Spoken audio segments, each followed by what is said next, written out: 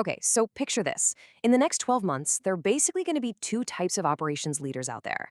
You'll have the ones who use AI to make big decisions in a matter of hours, and then, well, you'll have everyone else, still sitting around waiting for the reports to load. Welcome to this video where we're going to dive into the exact playbook you need to make sure you land firmly in that first group. We're going to map out exactly how leadership itself is changing and how you can fundamentally restructure the way you work. To really understand what's at stake here, let's just imagine a typical Tuesday afternoon leadership review. The CFO looks up and asks a pretty simple question, something like, hey, if we lose our supplier in Chennai, what does that actually cost us? Now, one director chimes in and says, I'll have my team run the analysis and get it to you by Friday. But the director sitting right next to her, she just cracks open her laptop, types that exact question in plain English, and literally reads the answer out loud. She's got exposure by product line, two backup suppliers, and the landed cost of each, all before the meeting even wraps up. Same room, same question. But one of those people just became the person the CFO is going to call first from now on. And honestly, the craziest part? The tool she used isn't some massive top-secret enterprise software that took 6 months to roll out. It costs about 2,500 rupees a month. That is literally less than they spent on the coffee for that meeting. But here is the paradox. And it is a massive one. Despite these tools being incredibly cheap and instantly accessible to just about anyone, MIT research shows that a staggering 95% of corporate AI pilots produce zero measurable return. Think about that for a second. Companies wrote bigger checks for AI last year than in any other year in history, and yet most of their leaders are still running their weeks exactly like they did back in 2019. The technology got 100 times better in 3 years, but the way leaders actually work, it barely moved an inch. So clearly, the bottleneck was never the tools. It was never the budget. What's actually missing here is a map. And that is exactly what we are covering in this video. A concrete map to help you avoid that 95% failure rate. Today, we're breaking this down into 3 core areas. First, the 4 shifts. Second, the 3-layer stack. And third, proving the value. All right, let's jump straight into section 1, the 4 shifts changing a leader's job. What is actually changing day to day? Well, the cleanest way to think about this is to look at a GPS. When GPS arrived, it didn't choose where you were going, and it certainly never touched the steering wheel. It removed exactly one thing, the labor of knowing the route. The drivers who stubbornly refused to use GPS didn't magically become better drivers. They just arrived later, and they were a lot more tired. AI does the exact same thing to a leader's week. It removes the heavy lifting of knowing the route across 4 very specific parts of your job. So look at this brilliant compression of tasks across these 4 shifts. First up, decisions. Before AI, making a 2-week decision meant spending most of your time gathering data, formatting it, and chasing people down. With AI, all that gathering compresses from days into literally minutes, leaving you the time to just decide. Second is reporting. You're shifting from reading 40-page Friday reports to interrogating them. You just ask the AI one question, like, what changed this week and why? And you get a crisp 1-page answer. Third, planning. That annual plan stops being the static PDF that just dies in February. With AI, when market demand shifts, your plan moves right along with it. Planning becomes this continuous living rhythm. And fourth, communication. Writing first drafts literally leaves your job description. AI writes the first draft of that update email or board summary, and you just tweak it to make it yours. Because let's be real, editing is about 5 times faster than writing from scratch. Now, you might have noticed what was absolutely not on that list. And that brings us to this absolutely crucial definition of human leadership.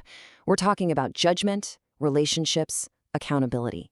There is no algorithm out there that's going to decide who you should promote or how you need to handle a sudden PR crisis. AI simply removes the waiting from leadership. The actual leading, those essential, deeply human elements that algorithms can't even touch, that stays entirely with you. Okay, so that brings us to section 2, the 3-layer stack, and the mechanism for adoption. If that's what's changing, what do you actually need to buy, and when do you buy it? Now, you have to be super careful here, because this is precisely where companies burn millions of dollars and get absolutely nothing to show for it. Why? Because they get the sequence wrong. There is a strict, completely unskippable sequence required for this to work. The order itself is the strategy. Step 1 is the assistant. This is just one chat-based AI, something like ChatGPT or Claude. It'll cost you about 2,500 rupees a month, and it requires you to build one new habit. Before you ask a human to gather information, ask the AI first. That completely rewires how fast you operate. Then, once that habit is locked in, you move to step 2, workflows. This is AI that runs in the background without being asked. Meeting notes automatically file themselves. Your weekly review packs assemble themselves overnight. This is where you start banking real, countable hours back into your week. And only then do you move to step 3, agents. Agents watch your data around the clock and flag exceptions, which scales your judgment. But listen carefully to this. If you point an AI agent at messy, disorganized data with a team that hasn't built any basic AI habits yet, you're not fixing your operation. You are just automating your own chaos and making bad decisions way faster. Skip a layer and you join that 95% failure rate. So let's talk about the hard math. We are moving to section 3, proving the value, where we'll look at Rajesh's math and your 3 immediate moves. I want to introduce you to Rajesh. He's an operations head at a mid-size auto components company, managing a team of 11. We actually mapped out one ordinary week on his calendar just to see the true impact of this stuff. Before using AI, Rajesh was spending 19 hours a week just handling information. Not leading his team, literally just handling information. That was 5 hours prepping for Monday reviews, 10 hours drowning in email, and 4 hours in status meetings where people just moved information from one person's head to another. Now watch what happens when you run that 3-layer stack through that exact same week. Layer 1 drops his decision briefs from 3 hours to 20 minutes a pop. Layer 2 means his massive Monday review pack builds itself in 45 minutes instead of 5 hours. And an AI triage cuts his email time right in half. And having meeting notes automatically capture action items, that completely kills 2 weekly status meetings. He drops from 19 exhausting hours of information handling down to just 7. Let's break down the hard math on what those saved hours actually mean for a business. Rajesh is getting about 12 hours a week back. That's nearly 600 hours a year. If you price his time based on a mid-level leadership package of, say, 30 lakh rupees, that translates to roughly 4 lakh rupees of pure leadership capacity recovered. And the cost of the AI tools doing all this? About 35,000 rupees a year. That gives you an unbelievable 11-to-1 return on investment. And keep in mind, that is before we even count a single faster business decision or a single caught supply chain risk. So what are the first 3 moves you can make tomorrow morning to get this kind of payback inside of 30 days without waiting on budget approvals or filing an IT ticket? Move 1, build the decision brief habit. Every single analysis request goes to the AI first, period. Move 2, turn on AI meeting notes for every single call. It takes 0 setup and it's an instant win. Move 3, set up a self-assembling weekly report. Implement just these 3 things and you will immediately start banking hours right back into your calendar. Now, just in case you're thinking this is only small company math, consider a core operating principle over at Amazon. They call it hands off the wheel. Amazon runs literally the most efficient operations machine on planet Earth at 1,000,000 times the volume of most businesses, and they use the exact same stack and principles we just talked about. Their forecasts run themselves, and their planners only step in to touch the exceptions that the AI surfaces. They made a fundamental choice that leadership's time belongs entirely to judgment, not gathering data. If you only take away one single idea from this video, please make it this.